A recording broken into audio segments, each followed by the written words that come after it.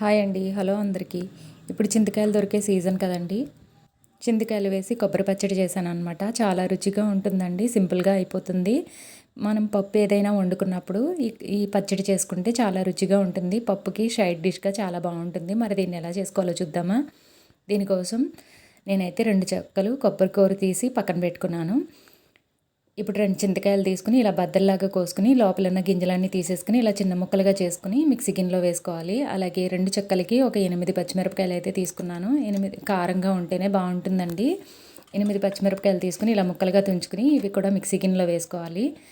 Mixie గిన్నెలో వేసుకొని ఇప్పుడు రుచికి సరిపడా ఉప్పు వేసుకొని మూత పెట్టుకొని కోర్స్‌గా బ్లెండ్ చేసుకోవాలి. చూడండి ఇలా కోర్స్‌గా పట్టుకోవాలనమాట. మరీ మెత్తని పేస్ట్‌లా చేసుకోకూడదు. ఇది పక్కన పెట్టుకొని ఇప్పుడు స్టవ్ మీద ఒక కడాయి పెట్టుకొని 2 టేబుల్ స్పూన్ల ఆయిల్ వేసుకుని ఆయిల్ హీట్ అయిన తర్వాత కచ్చాపచ్చా దంచుకున్న 10 వెల్లుల్లి రెబ్బలు వేసుకుని అలాగే 1 టేబుల్ స్పూన్ శనగపప్పు, 2 టేబుల్ స్పూన్లు వేరుశనగ గుళ్ళు, 1 టీ స్పూన్ జీలకర్ర, 1 టీ స్పూన్ ఆవాలు, 1 టీ స్పూన్ మినపచెక్కు వేసుకుని అలాగే కొంచెం చిటికెడు ఇంగువ కూడా వేసుకుని కొంచెం కరివేపాకు, ఎండుమిర్చి, 1 టీ స్పూన్ పసుపు కూడా వేసుకుని ఈ పోపుని దోరగా వేయించుకోవాలి. ఇలా వేగిన తర్వాత మిక్సీ పట్టుకున్న పచ్చిమిర్చి, చింతకాయ పేస్ట్ని వేసుకుని 1 నిమిషం పాటు మగ్గించుకోవాలి. పచ్చివాసన పోయే వరకు 1 నిమిషం పాటు సరిపోతుందండి. ఎక్కువ మగ్గించాల్సిన అవసరం ఉండదు. అడుగు పట్టేసి మాడిపోతుందనమాట.